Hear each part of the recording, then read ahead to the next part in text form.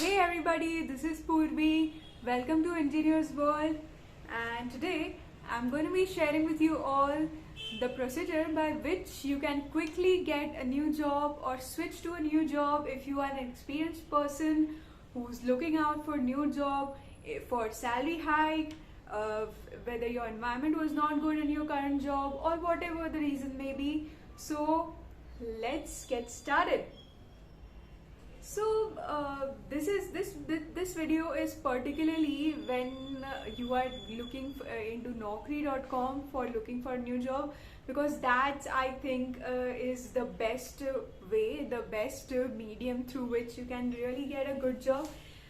There are others as well, like there's LinkedIn, there's Monster, and there are a lot more. You can directly contact to HR. You can go in by referral, but this is the one which is most commonly used. So let's discuss about how to get started with Naukri.com onto your job search journey. So the very first point that you would keep in mind is making a good resume. So a resume is a gateway which will lead you to the entry procedure or to an interview call to get into a job. So you would keep in mind that this should be a very good resume. So how to make a good resume? You need to keep in mind some points, out of which the first one is it should consist of all the keywords that a recruiter or any software which is used for resume screening might be looking for. For example, you are a .NET developer, you are a full stack developer. So you would want to write .NET Core, C#. Then in front end side you would like to write React with JavaScript or Angular with JavaScript or TypeScript or whatever you have worked on, as well as your experience in cloud, your experience with some database system, be it relational, non-relational, you might have worked on. That is very good. And if you're looking for a full stack position, then keep in mind that they would also expect you to know the deployment procedure. So don't forget to write about deployment technologies too, like Docker or ECS or EC2 or whatever other Kubernetes or whatever system you might have used for your deployment. So this was the first point. Now let's get on to the next point. The next point is your projects. If you are an experienced person who has a 1 year, 2 year, 3 year experience, then you might have done very good projects. You might have done one project, you might have done two projects, you might have done three projects. So it is very important to mention all the technical details of your project very properly and in very detailed, including all the technology skills that you might have mentioned in your resume, so that they would know that you've actually worked on these skills and you actually have a practical experience on the skills that you mentioned. So this is the second point. Now comes to the third point. The third point is your education. Now if you have gone to a very good university, got a very good CGPA, gone to a very good school, got a very good percentage, then why not mention about your education? So the three things that you would want to add is your grades, your university or your college or your school name, and the year of passing, when you passed out from the college, when you passed out from your school. These are the things you would want to mention as the grade. Okay, so now coming to the next point is you want to write some achievements, some certifications, some award that your company might have given you, or any other achievements that you've gotten in your life, and any certifications that you might done, because certifications really help you stand out from the crowd. So this is the next point. And coming to the last point is you would want to mention your hobbies, in order to show that you have a passion also as a person, and you have another life also than your IT life, and that also might help you to stand out, whether it might be your music, your interest in music, your interest in dance, your interest in anything, and also give a proof if you have any achievement, any award that you've gotten in any field on your hobbies. You might be a black belt in karate, whatever you want to write. it is a good thing to mention your hobbies as. So here comes an end to making a good resume. Now, the second thing is making the Naukri profile. Now, this is also a very good important thing.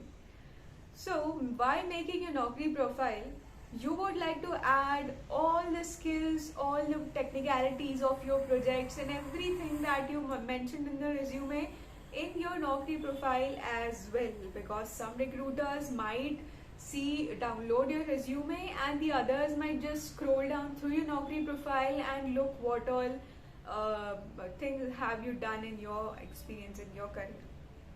So this is about the Naukri profile.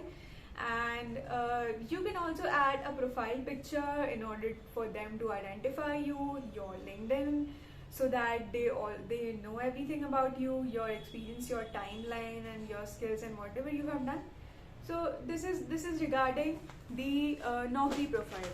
Now coming to the third point is like you have made your Naukri profile and now you would want to get more and more interview calls through your Naukri profile. So the hack, the little tip, the little trick for this is to update your Naukri profile very frequently, as much as you can, as much as corrections you make, or even if you don't have any corrections to make,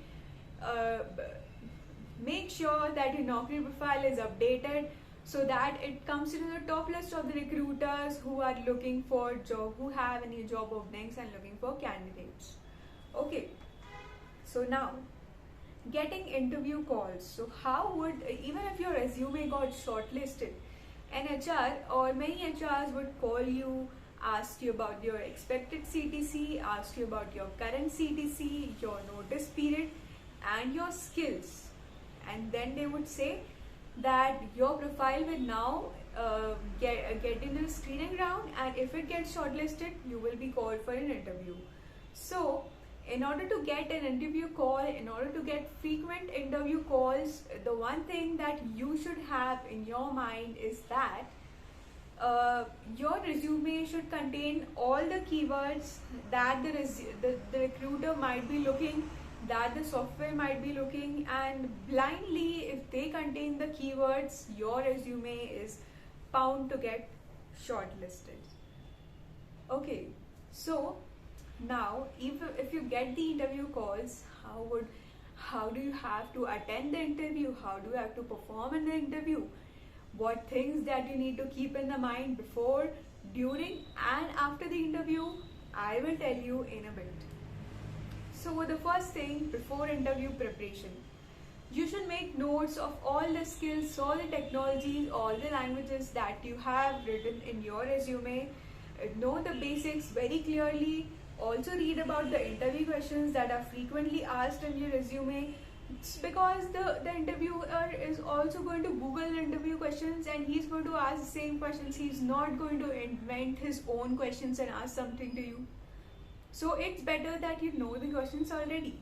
And the second point is that the projects that you have mentioned in your resume, you should know every bit of your project, be it front end, be it back end, be it deployment, be it databases. You should know inside out about your project, because they are going to move around, they are going to humming around your project only, and they are going to ask you regarding that only, because they would not have any other questions. They could only ask you about what you already know. So better know very well what you already know. Okay, so now you know all the notes, you have all the notes, you know about your projects, you have revised your projects very thoroughly before your interview. The third thing is research about the role, research about the company. You should know very well about the role, you should know very well about the company. Go to the company website, look at what the company does, what all areas are they expertised in, and go read the job description very thoroughly, because the job description, the keywords mentioned in that is only the thing that they want you to know and they will be asking you. So be prepared for it. So this is how you need to perform in your interview. Then you can watch some sample interviews which are available on YouTube, that how people answer that, how not people answer that.